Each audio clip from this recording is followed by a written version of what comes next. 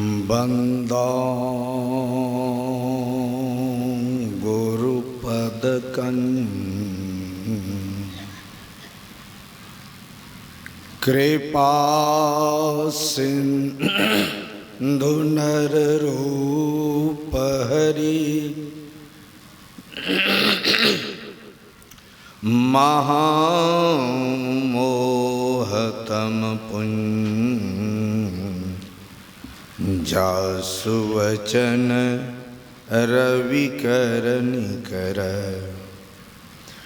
मेरा मुझ में कुछ नहीं जो कुछ है प्रभु तो तेरा तुझको सौंपते क्या लागत है मोह। बोलिए श्री सद्गुरु महाराज की जय। निवास में पूज्य बाबा के चरणों में कोटिशा नमन। तीर्थ स्वरूप महात्मागण, उपस्थित सत्संग प्रेमी महानुभावों, माताओं एवं बहनों, अभी हम लोग रामचरितमानस से गोस्वामी तुलसीदास जी महाराज के विचारधारा को सुन रहे थे। उनका विचार था सुनने के ही प्रति। सुनी समुझहि जन मुदित मन मज्जहि अति अनुराग लहहि चारि फल अछत तनु साधु समाज प्रयाग। सुनी, सबसे पहला शब्द गोस्वामी जी कह रहे हैं सुनो। जब तक कोई सुनेगा नहीं तो वह समझ नहीं पाएगा, और जब तक समझेगा नहीं तब तक न आनंदित होगा न क्रोधित होगा। सुनते हैं, आनंदित वाला शब्द है तो आनंदित होते हैं। अगर वह शब्द क्रोधित वाला है तो क्रोधित भी होते हैं। अगर नहीं सुनते हैं तो कुछ कोई प्रभाव नहीं पड़ता। इसलिए गोस्वामी जी कहते हैं सुनो। जो बच्चा नहीं सुनता है वह बहरा और बोंगा होता है। उस बच्चे को डॉक्टर के निकट ले जाइए तो मुंह का इलाज नहीं करता है, कान का इलाज करता है। कान में यंत्र लगा के देखता है कि बच्चा सुनता है या नहीं। अगर सुन रहा है तो डॉक्टर कहेंगे, बोलेंगे जरा देर से इसको मीठा वगैरह मत खिलाओ। अगर नहीं सुन रहे हैं तो बेहिचक डॉक्टर कहेंगे कि यह नहीं बोल पाएगा। गोस्वामी जी सुनने में शर्त लगा रखा है कि कहाँ सुने, तो लगाया है साधु समाज प्रयाग। अगर आप यहाँ के वचनों को नहीं सुनते हैं तो ईश्वरीय ज्ञान से आप बहरा और बोंगा रहेंगे। ईश्वर के बारे में आपको कोई पता नहीं होगा कि ईश्वर है क्या। इसलिए कहा सुनना कहाँ है, तो कहा साधु समाज प्रयाग। बाली ने सुना केवल, अंजना कल नहीं रहेगी मर जाएगी। छोटा सा नन्हा सा हनुमान है, इसका क्या दुर्दशा होगा, अनाथ हो जाएगा। और बाली ने मकान के बाहर गदा भांजने लग गया कि देखते हैं कौन इस प्रवेश करता है इस मकान में और कौन ले जाता है। जमराज समय पर आया, घुसने लगा तो बाली ने सचेत किया, सावधान हो जाओ, महल में जाने के पूर्व मुझसे युद्ध करना पड़ेगा। जमराज तैयार हो गया, घमासान युद्ध चल रहा है। अब बाली बार बार कहता है कि आंख काहे मुने हो, आंख खोल के युद्ध करो। ब्रह्मा जी ने सोचा कि जैसे जमराज देखेंगे बाली को तो इसका सारा शक्ति चला जाएगा और वह परास्त हो जाएगा। इसलिए प्रकट उसी समय ब्रह्मा जी हुए, कहा पुत्र मैंने ही तुम्हें यह बल दिया है और शक्ति दिया है, लेकिन यह नहीं कि इस शक्ति से तुम प्रकृति के नियम का उल्लंघन करो। अंजना का समय पूर गया है। तो कहा पिताजी नन्हे सा बालक का क्या होगा। ब्रह्मा जी ने समझाया, बहुत लाचार में बाली को गदा आपस लेकर के और केसरी के सामने माथे को झुका दिया कि मैंने जो सोचा था वह नहीं हो पाया, मैंने नहीं कर पाया। क्यों? एक बार सुना तो आवेश में गदा भांजने लगा और ब्रह्मा जी ने जब समझा दिया, सुना तो गदा लेकर के मुड़ा झुका करके सामने खड़ा है कि मैंने जो किया मेरे बल को धिक्कार है, जो कि मैंने एक मृत्यु से किसी को नहीं बचा पाया। सुनते हैं और सुनने के मुताबिक उस शब्द से हम गुणान्वित हो जाते हैं। अगर सुनते ही नहीं हैं, एक बूढ़ा आया, कहा कि बाबा अब हम कम सुनने लगे। मैंने कहा बहुत अच्छा हो गया। कहा क्यों? कहा क्या पुतहू कितनों गाड़ी देगा तो पते नहीं चलेगा, झगड़ा काहे होगा। इसलिए गोस्वामी जी कहते हैं सुनी सुनो, और जो व्यक्ति सुनेगा वही व्यक्ति समझता है, दूसरा नहीं। अगर मान लीजिए हम रोज सुन रहे हैं, किसी तरह का परिवर्तन नहीं हो रहा, तो कारण क्या है? लोहा के डिब्बा में पारस है और सोना नहीं हो रहा है, तो कुछ ना कुछ कारण तो जरूर होगा। जाके देखा कि लोहा के डिब्बा में पारस है लेकिन सोना क्यों नहीं हो रहा है, तो देखता है क्या पारस मणि कागज के पुरिया में समेटा हुआ डिब्बा में है। कभी पारस होगा? संभव नहीं। सत्संग के वचनों को सुन रहे हैं, अगर किसी तरह का परिवर्तन नहीं है तो कुछ तो कारण होगा।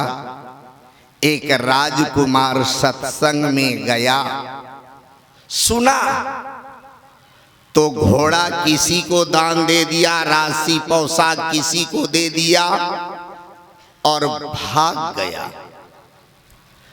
12 साल के बाद उस जगह पर पुनः वह नौजवान आया, राजकुमार, और कहा कि ये सत्संग कब से चल रहा है?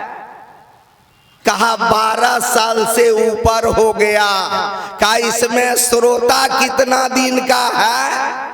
कहा कोई 12 साल से, कोई 10 साल से, कोई 8 साल से, तो ऊपर की ओर देख करके परमात्मा को प्रणाम करता और धन्यवाद देता है कि परमात्मा तुम भी धन्य हो।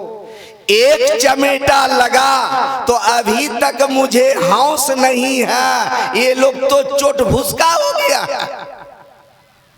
इन लोगों पर कोई असरे नहीं होता है।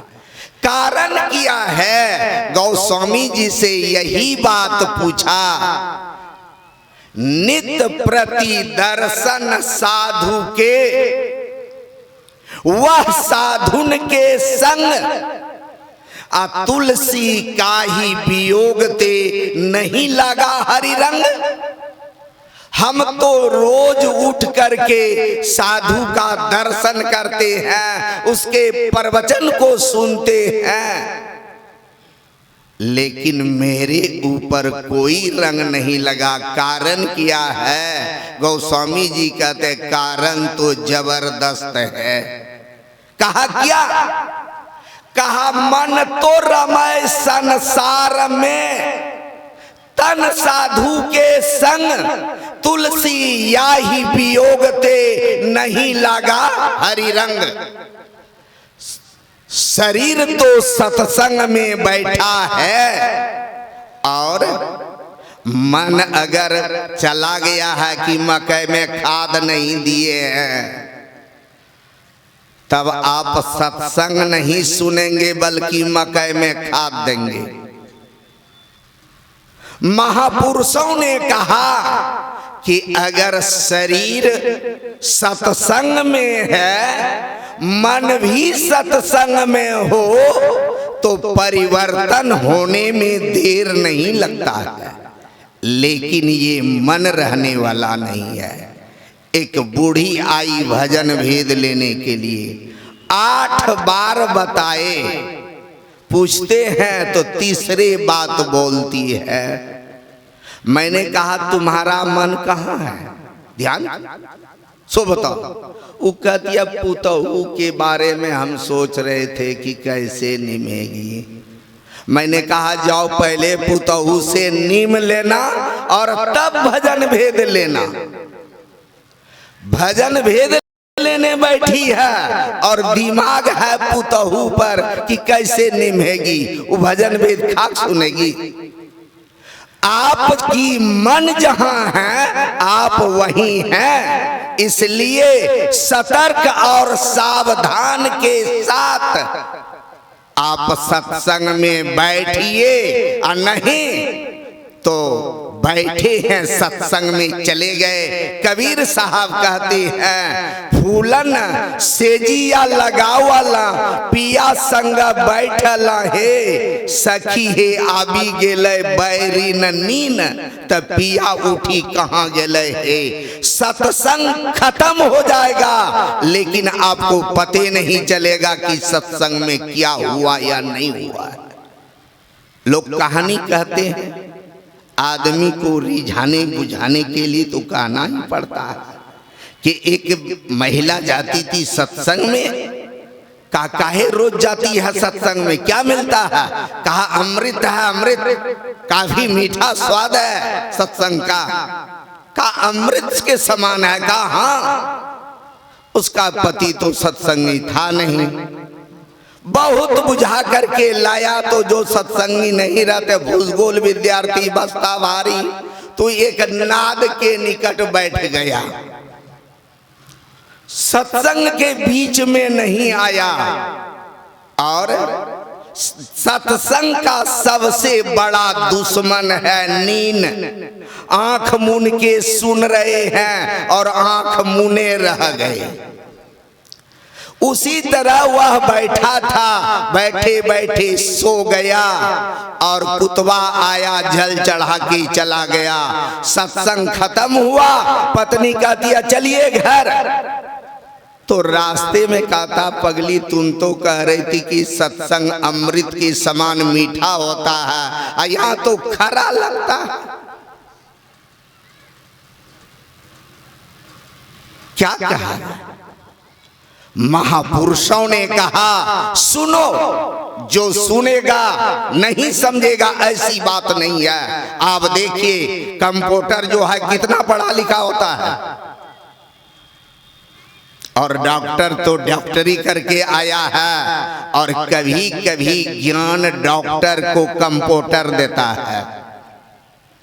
कहेंगे जहां मैं रहता हूं एक व्यक्ति ने कुल्हाड़ी मार दिया, माथा 2 फांक हो गया। डॉक्टर जो सरकारी डॉक्टर था, MBBS था, उसको बुला के लाया। जैसे देखा कि माथा से गुद्दी निकल गया है, वह कहते हैं कि इसको भागलपुर रेफर करो। रेफर भागलपुर कर दिया। वहीं एक पियक्कड़ कंप्यूटर आया, शंभू नाम था उसका। कहा डॉक्टर साहब आप क्या करने जा रहे हैं, ये साधारण सा रोगी को आप भागलपुर भेज रहे हैं, ये तो जाते मर जाएगा। कहा साधारण है? कहा आपको डिग्री है, आप खड़ा रहिए, काम मैं कर देता हूं, पैसा और फीस आप ले लीजिएगा। क्या किया?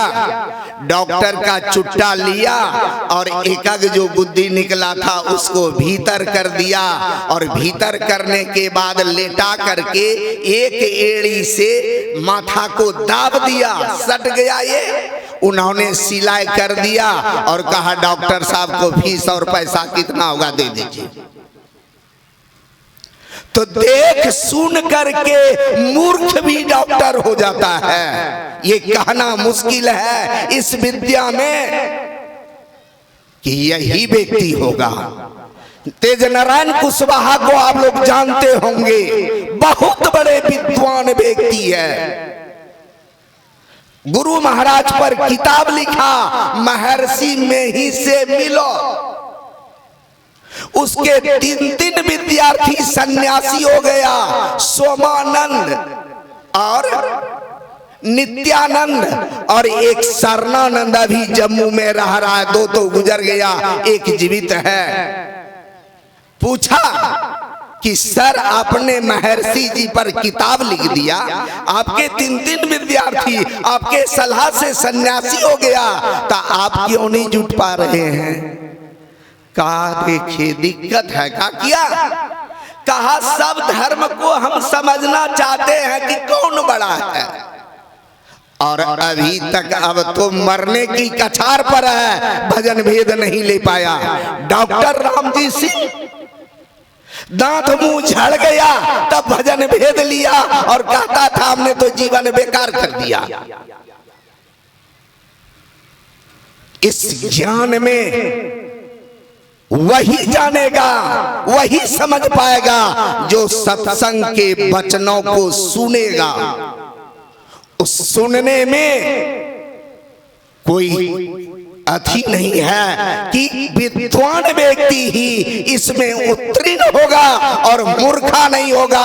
हो सकता है कि पहले मूर्खा हो जाए, बाद में विद्वान होगा, क्योंकि उसके सामने श्रद्धा है, तर्क नहीं है। उसके सामने श्रद्धा है, तर्क नहीं है। उसके सामने प्रतीक्षा करने की सामर्थ्य है, लेकिन विद्वान में ये सामर्थ्य नहीं है।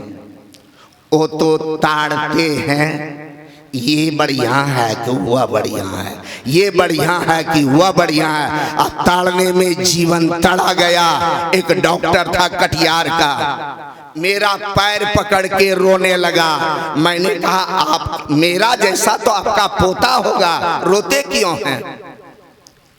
कहा यही ज्ञान पहले नहीं हुआ। गुरु महाराज के निकट रहे, सेवा भी कभी कभी करते थे, लेकिन यह नहीं हुआ कि भजन भेद लेकर के ध्यान करें और मरने की कछार पर आए हैं। तो अब सुन के ज्ञान हुआ है और अब भजन भेद लिए हैं, इसलिए हम रो रहे हैं। तार्किक व्यक्ति से साधना नहीं होती है, वो तो सब कुछ में तर्क ही लगाएगा, लेकिन जो भोले भाले विश्वासी और प्रेमी व्यक्ति है वह तर्क नहीं, वह तो वचनों पर प्रेम करना जानता है, वचनों पर विश्वास करना जानता है, वचनों पर प्रतीक्षा करना जानता है। इसलिए महापुरुषों ने कहा कि जो सुनेगा, चाहे वह विद्वान हो या मूर्ख हो, उसमें परिवर्तन होगा, उसका मन आनंदित से गदगद होगा। और लाही चारि फल, सबसे पहले अर्थ के अभाव में ये सत्संग नहीं कर पाते, लेकिन सत्संग सुन करके सबसे पहले विश्वास रूपी अर्थ होता है। गोस्वामी जी कहते हैं, जो सुनता है बट विश्वास अचल निज धर्मा, तीर्थ राजु समाजु सुकर्मा।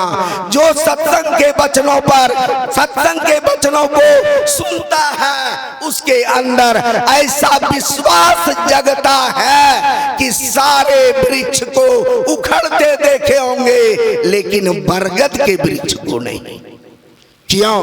कि एक एक जगह यह वृक्ष 2-2 कट्ठा जमीन छेक रखा है।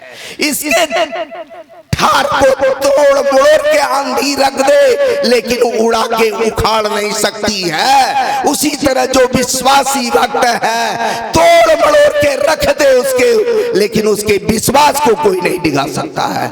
इसलिए कहा बट विश्वास, ऐसे व्यक्ति प्रेमी और विश्वासी होता है, इसलिए इसी के अंदर वह ज्ञान प्रफुल्लित होता है। चाहे वह विश्वास विद्वान के अंदर हो जाए या मूर्ख के अंदर हो जाए, दोनों बरोबरी बात है। शायद समय हुआ है कि नहीं हुआ वो भी पता हमको नहीं, हो गए बचलो कुछ ले जा। बोलिए प्रेम से श्री सद्गुरु महाराज की जय। हम लोग अभी स्वामी जगपालानंद जी महाराज को सुन रहे थे। सचमुच जब वह भाव, वह प्रेम अंदर से प्रस्फुटित होने लगता है तो कितना सुनाऊं, क्या सब सुनाऊं, ऐसे मन में सदा बना रहता है। आइए अब हम लोग स्वामी श्री सत्यनारायण ब्रह्मचारी जी को सुनेंगे। अभी बाबा सुना रहे थे मन और अज्ञानता के बारे में। मैंने सुना है एकादशी एक मन, बस कैसे हूँ करी जाए, ते ही व्रत कर फल परम अति आवागमन न साय। मन को किसी भी तरह से यदि